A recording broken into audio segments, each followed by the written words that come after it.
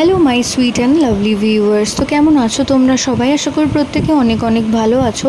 আজকে আমরা চলে এসেছি নতুন আরেকটি ইনফরমেটিভ ভিডিও নিয়ে। তো আজকের ভিডিওতে আমরা কথা বলবো গর্ভাবস্থায় যদি কোনো গর্ভবতী মা অতিরিক্ত শুয়ে বসে থাকেন, অর্থাৎ প্রয়োজনের তুলনায় যদি বিশ্রাম নিয়ে থাকেন, তাহলে গর্ভের বাচ্চার কী ক্ষতি হতে পারে। তো সেই বিষয়ে আজকের আলোচনা অবশ্যই পাশে থাকতে হলে চ্যানেলটিকে সাবস্ক্রাইব করে রাখতে হবে, কারণ এই ধরনের নানান ভিডিও কিন্তু চ্যানেলে আপলোড করা হয়ে থাকে।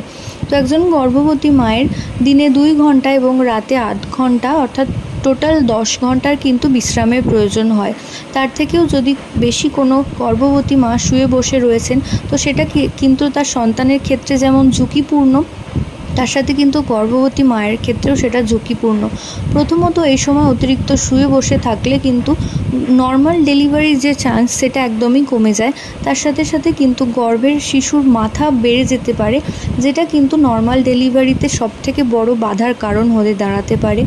এবং তৃতীয়ত এই সময় অতিরিক্ত শুয়ে বসে থাকলে কিন্তু বাচ্চার ওজনের সাথে সাথে মায়ের ওজনও বেড়ে যেতে পারে, যার কারণে শরীরের নানান অঙ্গে কিন্তু যন্ত্রণা বা ব্যথা এই ধরনের প্রবলেম কিন্তু সৃষ্টি হতে পারে। এছাড়াও অতিরিক্ত শুয়ে বসে থাকলে পিঠের দিকে যন্ত্রণা শুরু হয়ে যায়। তো এই সময় অতিরিক্ত বিশ্রাম নিতে ডাক্তারেরা বারণ করেন।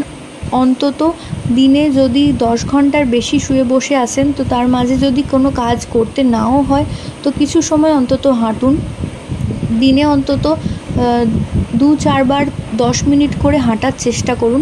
এতে করে আপনিও যেমন সুস্থ থাকবেন, আপনার গর্ভের শিশুটিও কিন্তু যথেষ্ট সুস্থ এবং স্বাভাবিকভাবেই জন্মগ্রহণ করবে। তো এই প্রবলেমগুলো এড়াতে অবশ্যই এই নিয়মগুলো মেনে চলুন। তো আশা করছি ভিডিওটা আপনাদের কাজে আসবে। প্রত্যেকে ভালো থাকুন, সুস্থ থাকুন, সাবধানে থাকুন, এই কামনা করে ভিডিও এখানেই শেষ করছি। নমস্কার।